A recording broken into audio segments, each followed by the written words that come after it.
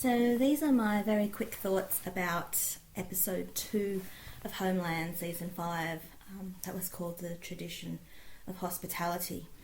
For me, this was an interesting episode in more ways than one.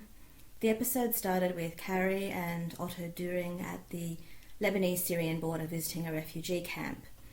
Düring is one of those people who makes it really hard to help him. You know, he throws a party, doesn't tell his chief of security about it so that she can make arrangements like vet the guest list.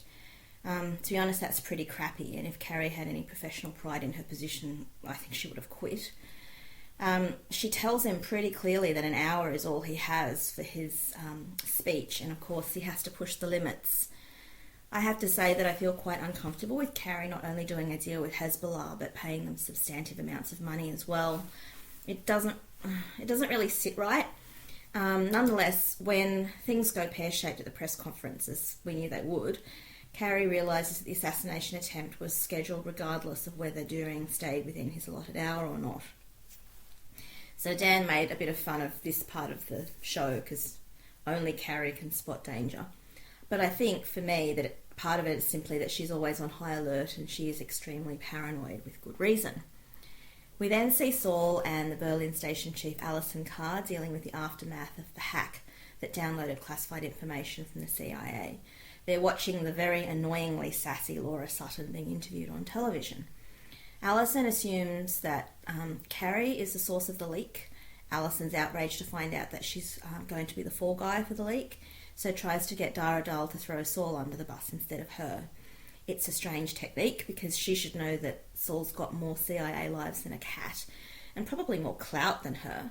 I wanted to like Alison because I really like Miranda Otto, but so far the character isn't particularly likeable.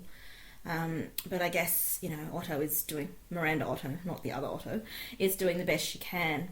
Astrid is back and she's wonderful. Ordinarily, I would be pro-Laura because I think that what she does is interesting, but the character is kind of an arrogant know-it-all, lording it over the Germans, and it really, the way she does it rubs me the wrong way. She seems quite superior.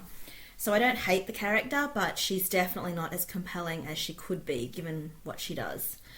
I also think she was quite careless with the way she handled the leak of the information, and very irresponsible.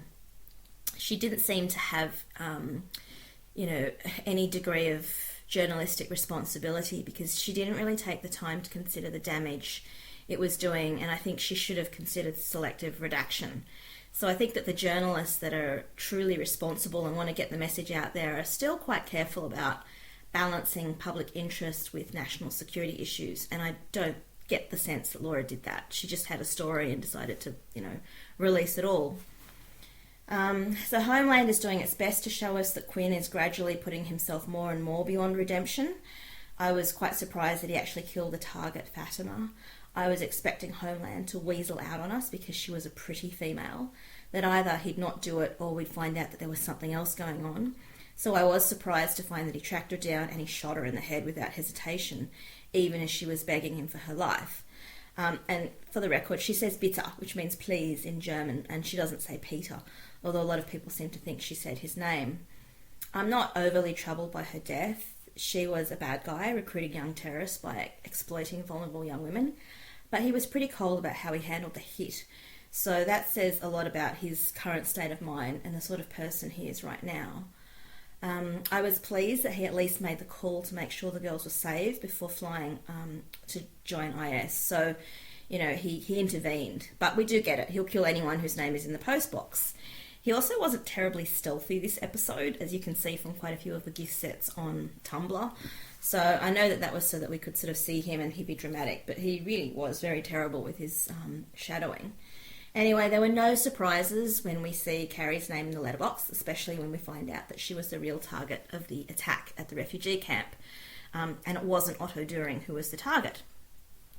So, there was dramatic tension. I'm not quite sure why it took Quinn so long to figure out that the name was Matheson. Because, as he's writing it out, you'd think that he'd kind of tweak on before then. But, you'd also hope that there'd be a full name in there and not just a surname in case there are other Mathesons in Berlin.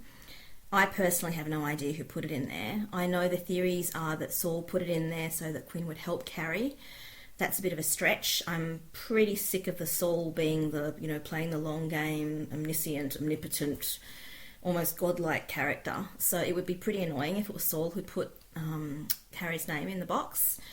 Part of me is wondering whether it's Alison, because she was quite quick to blame Carrie for the leak, and she's bitter about Carrie being Saul's golden child, and she possibly has opportunity to put it in the letterbox. As to whether Quinn could kill Carrie, of course he couldn't. There's no question about that. He cares about her, he loves her, he would put her life before his own life. So I'm not saying that they'll end up together, but he would definitely never kill her. Not deliberately anyway.